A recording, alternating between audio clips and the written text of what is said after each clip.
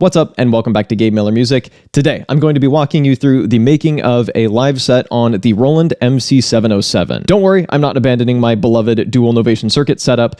This is just an attempt to branch out both in terms of the kind of gig I can play and the gear I'm using to do so. Because my dual circuit setup is very much tailored for like a rave environment. The MC-707 live set is meant to be much more laid back, maybe a bit more meditative, floaty, space-themed, all of that kind of stuff. And the goal was not only to make a chill kind of synthwave with a bit of lo-fi sprinkled in set, but also to harvest a bunch of the stuff that I've already made with the MC-707 and the MC-101, its little cousin. Because not only would that save me a bunch of time, but if I was to make a synthwave live set completely from scratch, I would end up recreating a bunch of the songs I've made on my MC devices.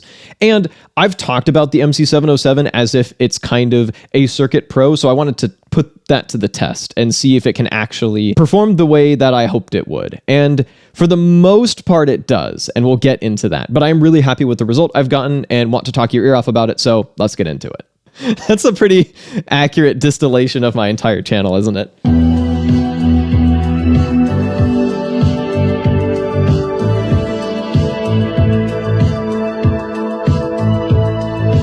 To start off this whole process, I created a blank project and then immediately started importing clips from other projects, because you can import clips from other MC-707 projects or MC-101 projects, which I brought onto my SD card. So there's a clip button right here, and if you press that, you can go to project, and you can scroll through all of your various projects. And in this case, I have a drum track selected right now, so I can just select drum clips, or if I select a synth track, it gives me access to all of my different synth tracks. And I often just make a ton of synth tracks so I can kind of pick and choose what I want. This goes along with making most of these tracks change which patch they're using on a clip-by-clip basis. So if I hit Shift and then select a track, let's say this one, you can choose your sound source. So in this case, it's set to by clip. So each clip can have a different synth patch on it.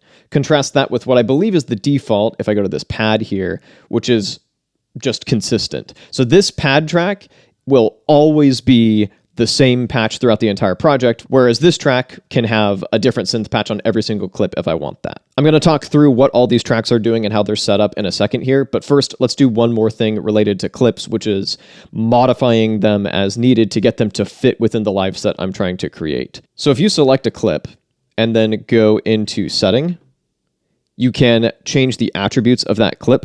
So in this case, I'm transposing it down an octave, and I made the very deliberate decision to have the vast majority of the songs in this set all be in the same key, and I didn't originally make them in the same key. And so you'll see different clips with different transpose amounts. So that's just a thing you can modify within 2 octaves. And I found that super useful. The other thing is scale. And this is kind of confusingly named. Basically what this does is it controls the speed of the clip. So the original project for this intro was made at 150 BPM, but I'm planning on this going to something that's 4 on the floor at 95 BPM. And so that would sound really weird to slow down from 150 to 95. What I want to do is start at 75 BPM and then speed it up a little bit. So I can slow down the speed of this clip by half. And I've done that a few times depending on the tempo that the original stuff was made at. So dealing with scale and transpose are super useful, and these are on a clip-by-clip basis, so you can get pretty granular with it if you want to. The final clip-related thing I want to draw your attention to right now is this up here, sound. So you can edit the sound of the patch that's attached to a particular clip. And I try not to mess with like any of these knobs while I'm doing that so I don't break anything, and just move around the sound design menu in order to tweak a sound, and you can have a bunch of little changes on every single clip if you want. The other thing I'm really making sure to do is to use this sound editor to set my volumes and my sends, instead of using these knobs and faders, because these faders can get bumped, they can get moved, and I want to be able to use them for like momentary little performance effects, and I need different patches to be at different volumes throughout the set, but still attached to consistent tracks. And so if I want my volume mixing to be basically set in stone, I'm going to need to set my volumes here. And so I'll kind of have 127 as my default and then turn stuff down if it's too loud. And I'll set my send effects as well. And sure enough, you can see that all of these volumes are just turned all the way up unless I'm doing some momentary little tweaks to like turn something down as I up the filter cutoff, say, or turning something down for just a second as like a mute and then bringing it back. And I have my effects sends knobs just parked at particular settings, and then I do not touch them. And if I accidentally mess with them, I can just set them back to what they were. Boring but vital technicals aside, let's look at all of these tracks, which I've labeled with a label maker because once you have one, you can't not use it. Drums.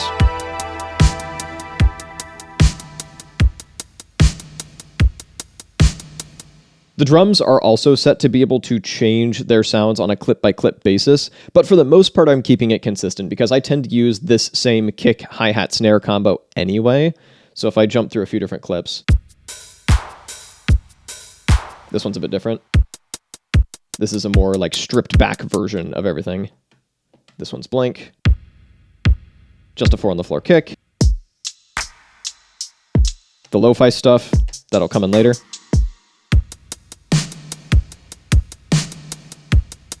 So I have these hi-hats at different velocities. So you'll see that here.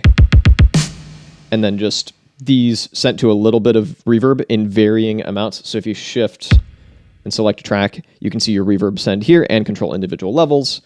So I have the snare sent to the most reverb out of any of these elements, the hi-hat sent to just a little bit, and I've replicated that across pretty much all of the drum tracks. This is also a good time to mention that you do have relatively limited clips per project. I actually didn't get nearly as far into filling them up as I thought I would, but there are essentially 16 rows of clips per track.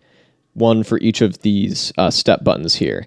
And so if you want to have 16 songs with one set of clips per song, that's your cap on how long your live set can be, which is not terrible. And like I mentioned, I didn't even fill it up all the way, and I'm using a couple of clips per song occasionally. But I did try to be very economical with my drums because those are the things that are going to be changing around the most. And so I have a lot of overlap, and I was probably overcautious with conserving drum clips. So next up, I have all these labeled, and at this point I probably don't even really need to because I kind of remember what each thing does, but I made a very deliberate effort to have every track be consistent in its role, which is different from how I performed on the Novation circuits, where I'm just kind of making stuff as I go, and then I just remember what goes on one track, and it changes wildly throughout the different projects. With this one, it's not really set up to work like that, and it's much more rigid in its structure, even though it's got some flexibility, and so it was very important to me that the tracks behave consistently. So this one, main, is usually an ARP, a main melody, or a main set of chords. So in this case,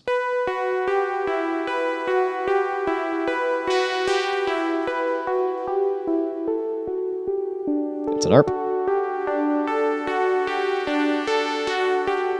And this one's set up to change on a clip-by-clip basis which patch it's using. Next up, bass.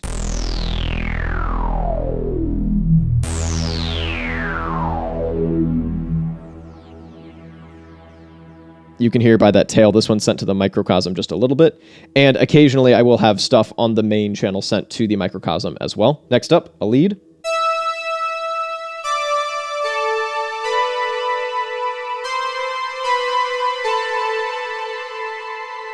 Also often sent to the microcosm, and we'll get to the microcosm in its own section of this video. The lead is also able to change which patch it's using depending on the clip, and then the pad is not. The pad is consistent.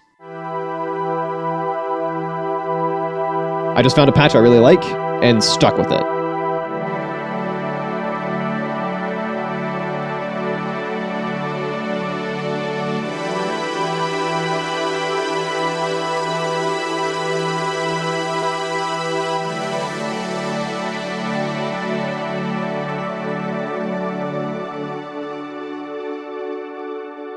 And it's the thing that is being sent like 100% to the reverb and 100% to the microcosm.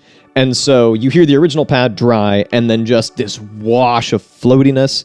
And the reason I kept this consistent is actually it started as an accident and then I chose to stick with it because you may have noticed when I started moving this track, this is a slight tangent, but I needed to cover this anyway, so bear with me here. If I set this to something and then trigger a new clip,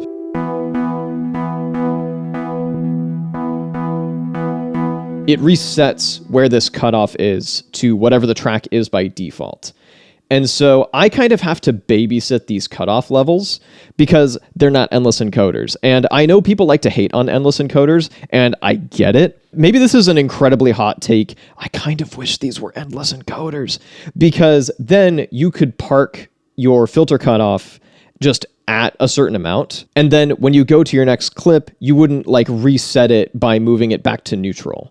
Hopefully that makes sense. Basically, if I want to say have a lead come in at not full throttle, I can't just turn this down in advance and then switch to that clip. I basically have to switch to that clip first and then quickly turn the cutoff down. So let me demonstrate that here. I've got this lead clip deselected. I'm just going to turn this to something pretty low. Let me bring this in. And you can hear how it immediately jumped when it realized, oh crap, our cutoff value is supposed to be down here instead of up here. It does occur to me that maybe there's a way to change this behavior, but for my part, I basically just got really used to doing this little maneuver. For something that's meant to come in with the cutoff way down and then eventually go back to neutral. Because ultimately, I want these to stay parked at neutral when I'm not messing with them. With the exception of the pad, which is all over the place. And then this track, I should mention, I'm simply not using. This is because the MC-707 does, at least for me, run pretty quickly into some voice count issues, where if you have all 8 tracks firing on all cylinders with a bunch of voices and big old chords and stuff, you're going to hit your voice limit and get really, really obvious voice stealing very quickly, which is incredibly frustrating. And so I basically just ended up not using this track because I need to avoid voice stealing. I also ended up spending a decent amount of time going into my sound editor and paring down patches to their minimum viable patch and getting rid of superfluous voices wherever I could, because that was my number one culprit causing voice stealing is way too many voices going on all at once. And so I rarely had more than 2 oscillators going at once. Another thing that was supposed to help with voice stealing, but ended up being not really helpful for that, but useful for a different reason, is the loop track. So let me go to this part of my intro. I just have now arriving these sound at effects. The intersection of past and future. Welcome to the Neon City. That takes away from the live nature of this a tiny bit, but what ended up happening is I basically only used this loop track for vocals. So there's that welcome to the Neon City for your big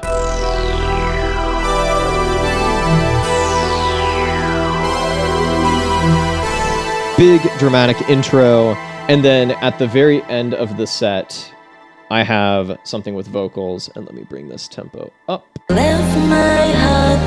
And you can hear there is time stretching enabled, and I am leaving it on as a safeguard, but it sounds terrible, even with only a 1 BPM difference. Left my heart behind in the neon city.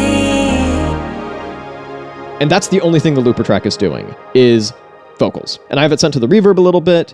You can import wave files, but I did run into some limitations with this as well that I haven't been able to fully explain. I only have 3 total wave files loaded into my looper track.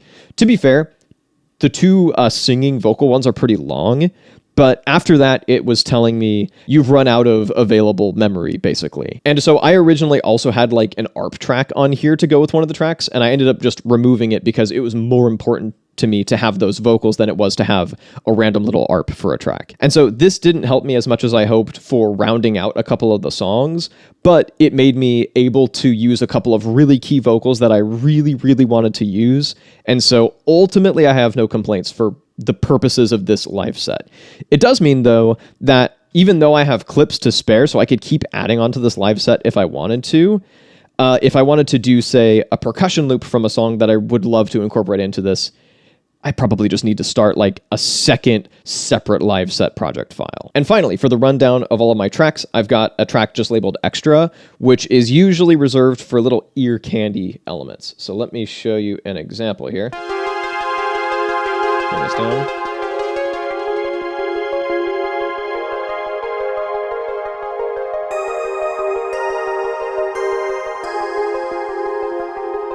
Just little interweaving licks and elements like that. They all go on this track. Also, real quick, I just completely revamped my $5 sample pack. It's available down below, and it takes a bunch of additions that I've made to the sound pack over the years and consolidates them, makes them a lot more organized, and adds even more new stuff. If you already bought the sample pack, you already have access to this update, and if you haven't yet, you can check down below in the merch shelf or the description, and also maybe browse shirts like these. Regardless, thank you so much for watching, and let's get back into the video. Now that I've got all my tracks established and created and imported some clips, I can start laying them out in scenes, which are just combinations of different clips. So you'd select the clips that you want and then save them into a scene, and I have them in the order that I want to play them in. And so that's how you're going to create your overall song structure. This is under the Mute tab for the Type 2 version of launching scenes, which you can activate by going Shift and then go to Utility here. That's hard to read on the screen. But if you go to Set, I have Call Scene set to Type 2, which is the one that lays your scenes out across the step sequencer while you're in the Mute window, which means I can launch this.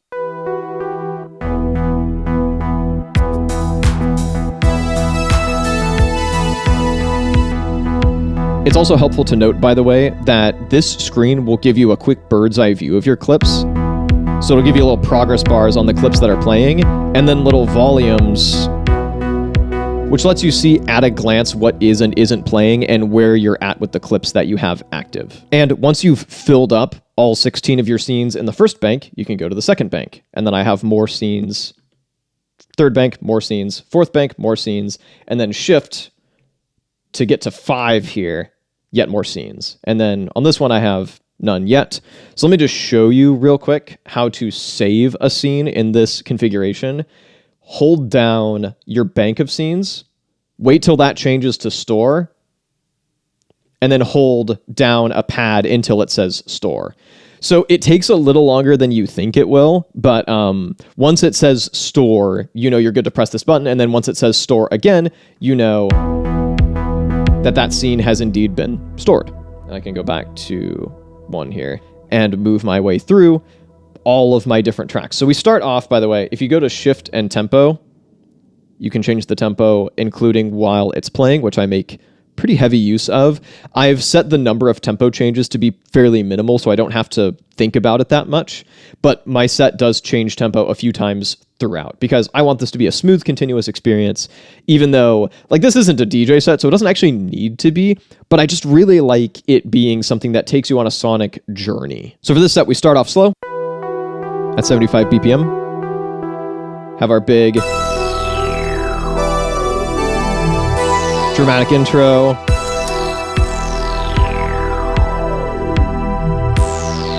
and then this is the scene where I know it's time to start ramping up the tempo to 95. So we're 4 on the floor. I just have a chord progression playing essentially.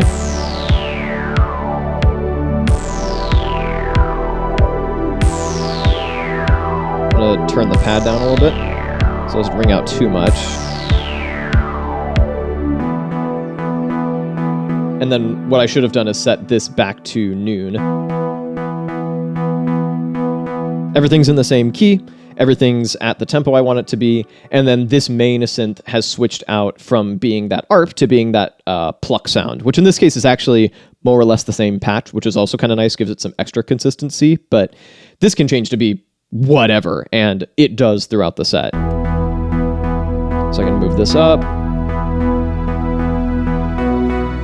move this up, probably just bring it back down once I'm ready to move on.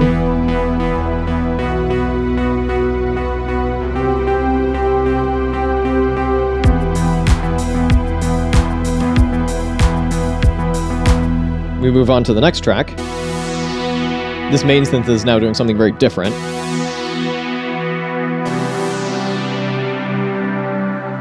And once we get to here, I've got a different bass going now. This blank scene is something I left deliberately to tell me there's a big change coming, and it's just a little reminder to myself. So this clip is my cue to slow things down to 85 BPM. And we switch to a brand new song. And this blank space not only tells me that that change is coming, but it also tells me, hey, this is the last scene in the song before you're going to do a big change. I find that really helpful, and I've done that throughout the set where there's at least one break between larger changes. So we introduce this. This is an ARP once again. All this time I'm moving the pad up and down in order to kind of control dynamics, and it's just this big floaty thing that occasionally gets very shimmery and full of high end.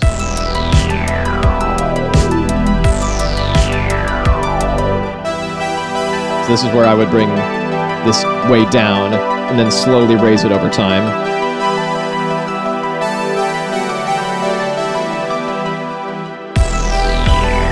Go to the next bank here.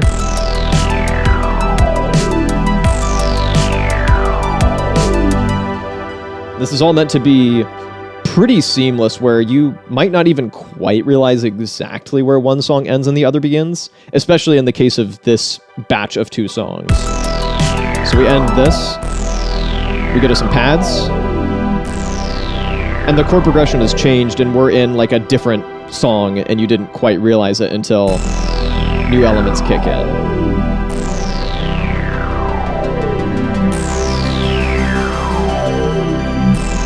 You can hear that this little extra patch here is doing more shimmery, interweaving type stuff. Turn that back up. And our tempo's staying pretty consistent at this point. And in this case, I actually ended up consolidating some of these scenes to reduce the number of them, which is why there are so many blank spaces here. And then this main becomes a pad. And we switch from synthwave to lo-fi. And the lead becomes an electric piano.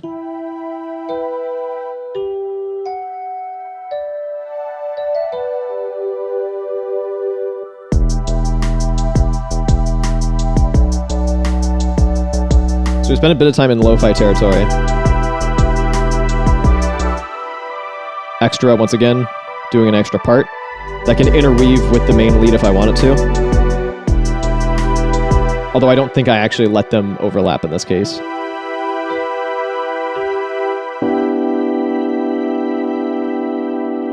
What's cool about this too is that this pad being consistent means that over that transition, it can continue to ring out and shimmer, aided very much by the microcosm, while my main synth switches from that extra pad to that electric piano.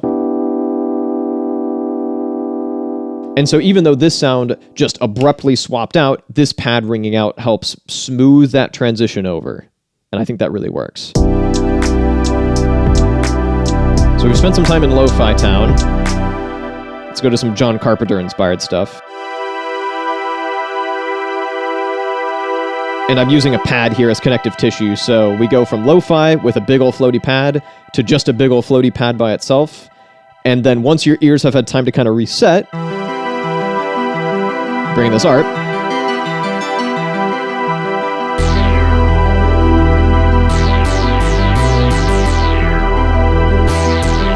Bring that little bass line, which is really fun.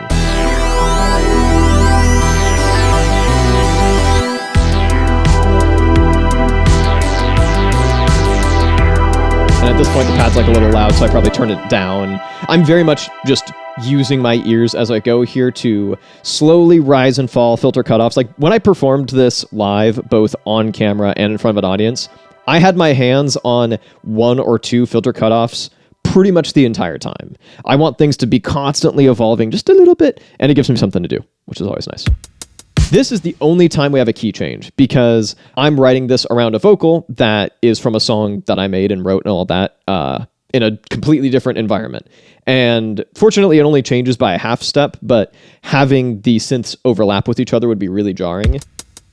So we have the drums isolated as like a palette cleanser. So all the synths have died out. And then I can bring in this ARP.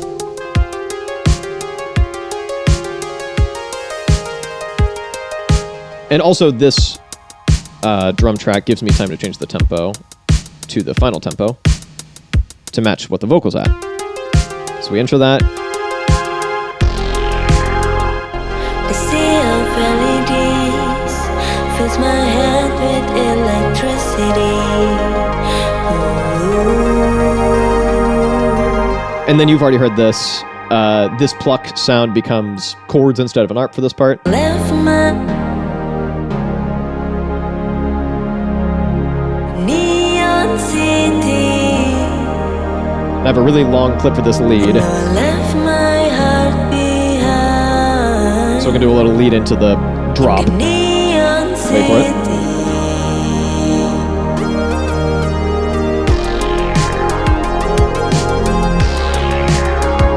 This song is fun too, because then we end on that big pad.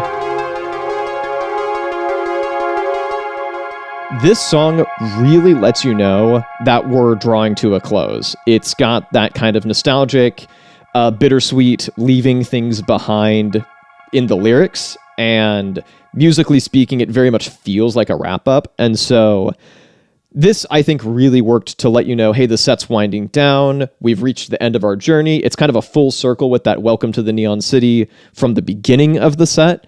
I really think that works as a cool set closer. And also, I am quite proud of the song and have wanted to drop it live for a while, so getting the chance to do so was really neat. So finally, let's talk about our palette, the Microcosm. My ability to use this is kind of a happy coincidence because the MC-707 allows you to basically use external hardware devices as an insert effect. So what you can do is basically send signal out of the MC-707 and into some sort of external effects unit, and then send the wet signal of that external effects unit back in to the MC-707, and then assign it to a knob. So in this case, if I go into edit any of my sounds here and go to mix, my delay is set to control the level that each track is being sent to the microcosm. So some tracks aren't being sent at all. Some, like the pad, are being sent literally as much as I possibly can, and that's consistent for the whole set. So that means that like the loudest possible pad signal is being sent to the microcosm. And then the microcosm just gets fed whatever sound I give it from the MC-707 and then feeds that signal back in. To go along with that, you can see I've got my mix knob turned all the way up, so you only have the wet signal. And because I don't want to deal with like accidentally changing out the patch via MIDI, I don't have this connected via MIDI. I've just mashed the tap tempo to something that's vaguely related to what I'm doing here. And you'll notice how rapidly this is blinking. I have this at double time so that you get that kind of fast, shimmery delay. So I basically just pulled up one of my songs and then mashed this in double time and have just not touched it since. And I've used Sharpie, probably a little bit sacrilegious, but I've used Sharpie to mark what my settings are in the hopefully unlikely event that any of this stuff gets bumped during transport. And if I zoom out a little bit further, you can see I'm on the mosaic setting under the micro loop. I've got the third option selected here. And these are my settings that I've just completely tweaked to ear. I got some nasty feedback while experimenting with this and almost abandoned it entirely. But like, let me turn this off real quick. It's fine.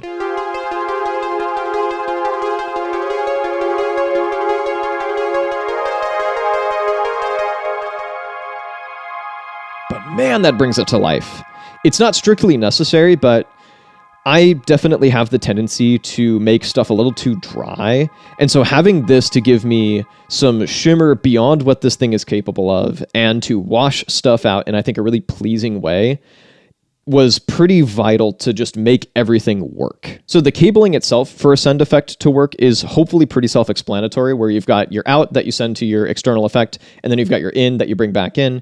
In order to tweak those settings, you go Shift and then hit this input button here, which lets you edit your inputs. So this is for like an external thing plugged in, like an external instrument. That's a separate set of inputs, so we're not going to deal with this at all. Let me go to this, also not dealing with it. So here's your send. I am sending out a mono signal because the microcosm only has a mono input. I've got that level all the way up. And then position is delay. That's what controls how you send stuff to an external effect. So like I showed you earlier, if you edit the sound of a synth, it's this delay right here that controls how much of a given synth track is sent to your external effect. So I've got my send at mono, my level all the way up, my position at delay. And then for the last thing, for the return, because the microcosm is stereo, I am putting stereo audio back into the MC-707, and I've got this selected as stereo. Once again, the position set to delay so that I could turn it all the way up using the delay setting, and the level is all the way up. And that's how this is all set up. You can see the full recording on YouTube, and I've performed this in front of a live audience once, which went really well. I was actually delighted at the fact that I was kind of able to win people over, and I had multiple people come up to me afterwards and be like, hey, that like took me on a journey. That was so cool. I don't say that to gas myself up. I just say that to celebrate the fact that this worked and that I was rewarded instead of punished for branching out a little bit. I was able to move through the scenes pretty much without any accidents. Like there was one time I triggered something too early and it screwed up the meter of something a little bit, but you would only notice that if you knew what was supposed to come next. And then I was just able to mostly tweak stuff like cutoffs and volumes in order to evolve sounds over time. And through a few practice runs, I was able to get as seamless a performance with this as I am with my beloved dual Novation circuit setup. So this is different than what I would imagine a Circuit Pro would be like because of its more rigid structure. But you can absolutely do a full live set on it, and I could have kept expanding this further had it not been for the fact that my set time was at 30 minutes max, and this was as much as I was able to create before getting a chance to perform it. I'm really happy with how it turned out, and even though I have had some major frustrations with the MC-707, as I've alluded to over the course of this video, none of them were things that stopped me. I was able to address all of them and work within the MC-707's strengths and get around some of its limitations and make something I'm really happy with. If you'd like to see the full MC-707 live set that I've got so far, you can check this video out up over here. And if you'd like to see some Novation Circuit live stuff, you can check this out down over here. Thank you so much for watching, and I'll be back with a new video in a little bit.